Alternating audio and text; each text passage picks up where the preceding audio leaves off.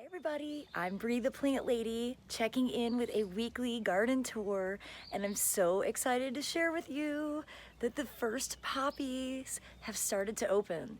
Now I've been gone all weekend, I haven't walked around the yard, so today's tour is going to be a surprise for all of us.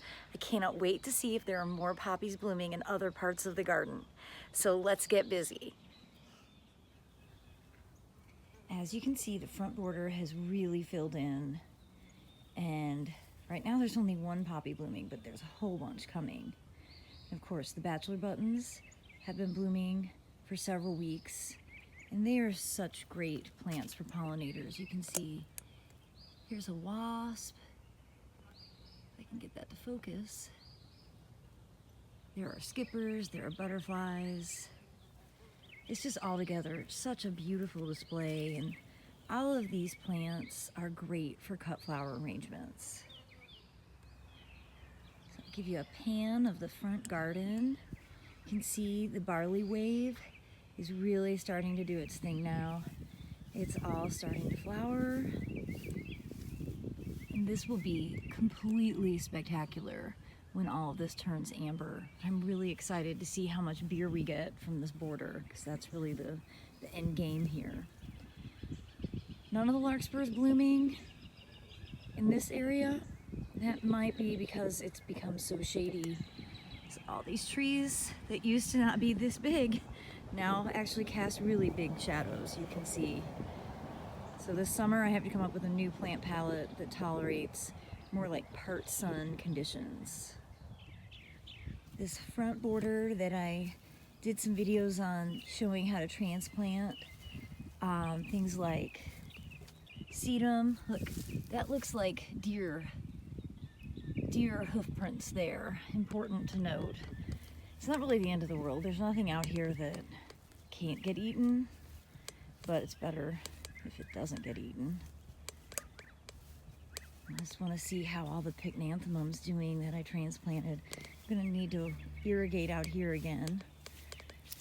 So see, I put a hose out here so it'll be easier, because this is in the Foodscape Revolution what I call zone 3, which is the hardest place to get watered.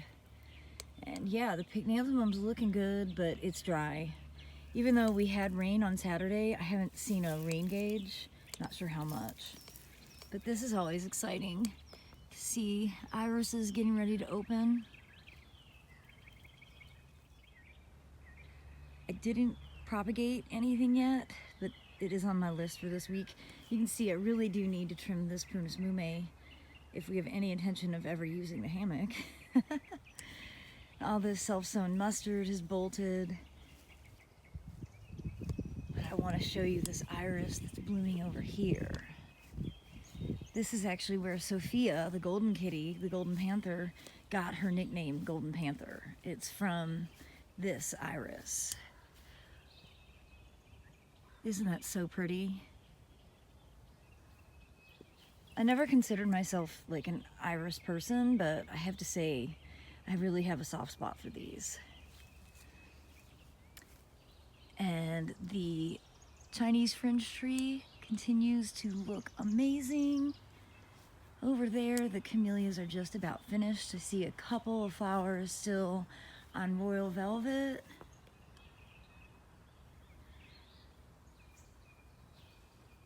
You can see some of the last redbud from the Cercis chinensis are blooming, and the start of this really fragrant rose. Now this is a very cruel, like it is so thorny.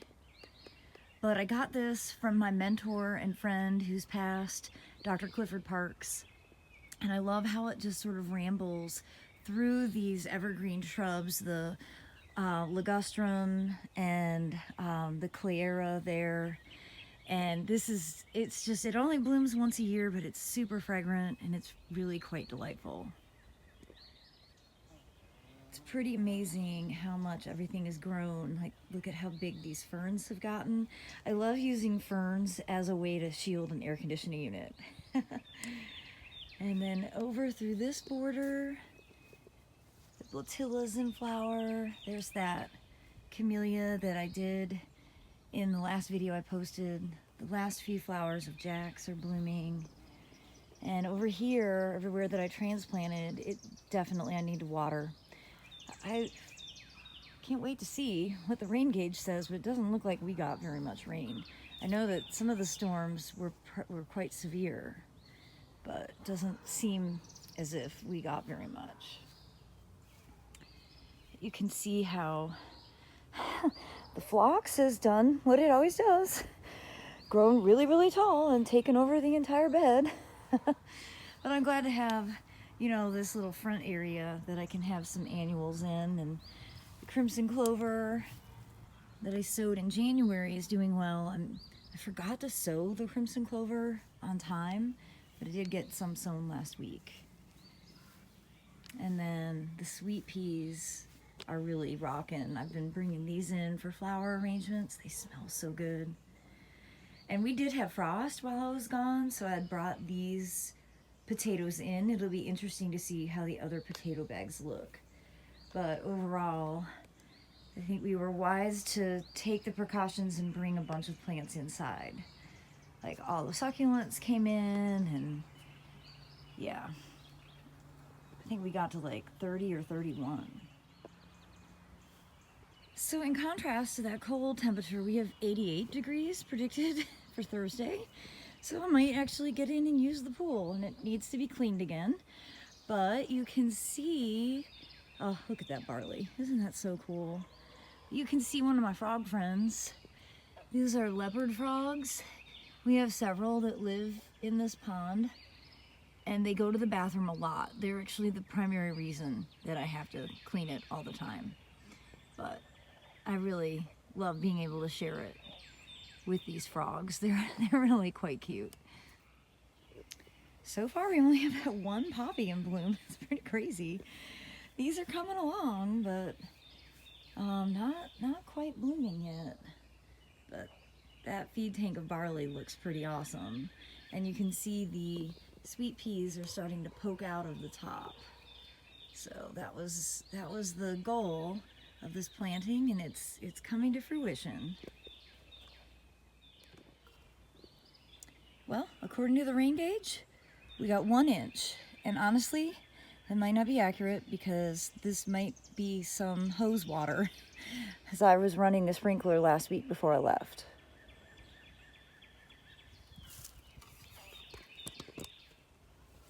So we walk along this border. I'm definitely concerned about that blueberry. For some reason, I had this idea that last year this happened, but it fixed itself. You can see that is not the color it's supposed to be. It's supposed to be that color.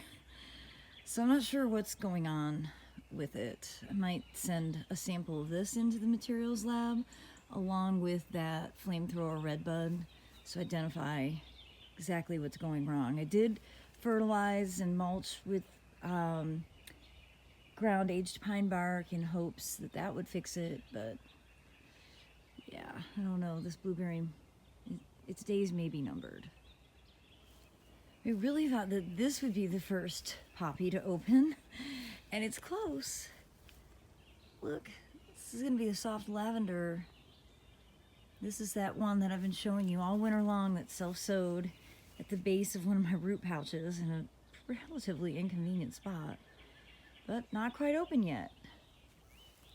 Everything in this area is looking great. I do hope that I will get a successful cauliflower harvest. It's challenging at this time of year because, you know, the temperatures are getting so warm, and like 88 degrees will kind of make a lot of this brassica stuff bolt. But hope springs eternal. You see these potatoes look fine. They did not get damaged by the frost, so that's encouraging. Of course, everything in here was tucked away inside safely. And over here looks fine.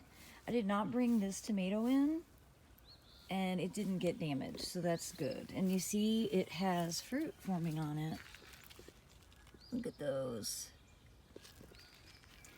And I've got some broccoli that needs to be harvested. This is not really heading the way it should, but that's temperature related, and that's just one of the issues that we have here in the spring. So these just need to literally get snapped off, and then I can eat them. I like using them actually as tall stalks because, you know, the entire stalk is edible. So I'll probably make some sort of broccoli stir fry, or maybe add these to the fresh salad that I've been harvesting this morning. I need a reset after eating out for several days in a row, and it's really triggered my food allergies, which is discouraging.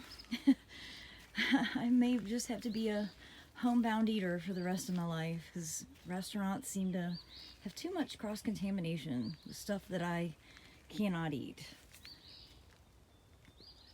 The radishes blooming so I can get some seed. Again, this is just like days away from bursting into flower. And of course, all the aquilegia look totally awesome. But oh my gosh, you guys, I've spotted the first California poppy. Look at that bright orange Eschscholzia. Oh, you know, they're so different from the other poppies that I grow. And they're not even the same genus. You know, this is Eschscholzia californica, and all of those poppies there are Papaver somniferum. So though they're both called poppies, they're really kind of not, they're not the same. But I adore this plant, and I'm super happy to have it growing again. Well, it looks like all my seedling tomatoes are doing well. I'm actually gonna pot up some of these this week in preparation for the spring open foodscape on Saturday, May 8th from noon to 4, so that I can have more available for people to purchase. These are all varieties that you'll really never find at garden centers, and so that's why I want to make them available for people who want to grow some interesting cultivars of tomatoes. Well, this is exciting. I see another flower on the Calla Lily opening. And you see these flowers, they last forever. These are the ones that were blooming, like started 2 weeks ago, but here's a fresh one unfurling. I adore that plant. I just think it's so elegant. And in this sense, it's so low maintenance. Like, I've never watered it, I've never fertilized it. And everything in the woods is starting to get really dark. It's a dark woodland in the summertime, that you can see the Amorphophallus are blooming. They actually don't smell right now. So, no, they do smell. Like rotten meat. But let me get up close. When the flower is totally open, like this one, they really are pretty spectacular. Get down in there and see that whole flower structure. There's like little gnats and stuff all around, but these are primarily fly pollinated. And then these flowers will actually kind of die down, and then in the summer, giant foliage will emerge. They're a pretty cool plant. This is Amorphophallus konjac. The golden panther wants to be on the tour with us today. She's excited for the open house. Cubby and Sophia are very outgoing. They're very dog-like. The kitten, who we celebrated her 1 year gotcha day yesterday, is a true quarantine cat. She does not like when people visit, so if you're coming to visit us on May 8th, you probably won't see Ava Grace. I'm really glad that I added Columbine. It can be somewhat excessively seedy, but it's easy enough to pull out. It is such a pretty flower, and this year it's just everything is so delayed. I know it has to do with the winter that we had where we were just steady cold. But gosh, when I look at pictures of a year ago today, the garden was so different. Now I've got some more garlic scapes coming. I'll actually need to walk around the whole yard and purposely collect scapes today, make some pesto. It really is such a delicacy. See, so these are all hardneck varieties, and honestly I totally have lost track of what garlic I had where. Now the carrots, which honestly I don't even know. These are probably self-sown, but they are just about to open. These flowers are so spectacular, but I really grow these for the purpose of feeding the swallowtail caterpillars. This is a great food source for our native swallowtails. But again, this it's just like no color yet. We have one poppy blooming. This is so bizarre. I really thought I was going to see more walking back here. So here's my native fringe tree. And you know, it's just, you see the difference in size. I know I said this last week, but I swear to God, this plant gets smaller every year. I don't understand how that's possible. But I bet by next week's tour, there will be a lot more color visible. At least I hope so. Especially with temperatures getting as warm as they're predicting. You know, what I'm really after is this combination of, you know, deep dark purples and whites and pinks and reds, and it's just not quite there yet. Every year really is so different. See, these poppies still not open. I don't even see bud formation on these yet, so yeah, maybe a week from now. I hope everything will be blooming by May 8th. It's always hard to set a date, but I'd hate for people to visit and it not be colorful. It's like the whole point. This border is doing well. You see the money plant, Lunaria, not Limonium 3, is starting to wane in its flowers, but you see all the seed set. And that, for a lot of people, is the reason to grow it. It really is a good reminder of how much shade I actually have now. I can't tell you, I should know intellectually, I should understand this. When I started 10 years ago, this was full sun. There was not like a single shadow cast. But 10 years later, I planted a ton of trees and shrubs. Now I have like a lot of shade, and I'm kind of shocked by it. No, I know I shouldn't be. But the Viburnum Border is doing well. One thing I've noticed is that honestly, my ginkgos have like never grown. And maybe it's competition, though. Again, in the early days, they didn't have competition. Okay, this is 10 years of growing. I think this is nematodes. I think they have nematode infestation in their roots, and they're like the same size as when I planted them. And every year I go through this process of should I try and dig them out? Like, it's not like I can move them somewhere. There's nematodes on this entire property, this entire neighborhood. This entire section of land in North Carolina is filled with nematodes because of the past land use of growing tobacco on it. But I'm disappointed because I really thought that the ginkgos were going to be like these incredible trees, and instead it's like they're stuck in time. I planted those a 7-gallon. They were that size when I planted them.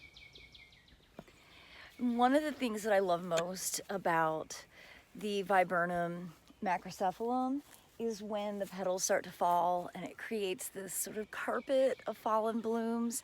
I just think it's so special. It's so pretty. And it has been an extraordinary year for viburnums, and so I do hope that everybody will be motivated to add more of these to your garden. They're so much easier to grow than hydrangeas. Just, you know, lower maintenance and an incredible spring display that's really unmatched by anything else. And I hope this garden tour will inspire you to get outside this week and plant some things, and I look forward to sharing an update again at the end of this week, and hopefully by then more poppies will be blooming, and I'm just wishing you all the best. Thanks so much for watching, everyone.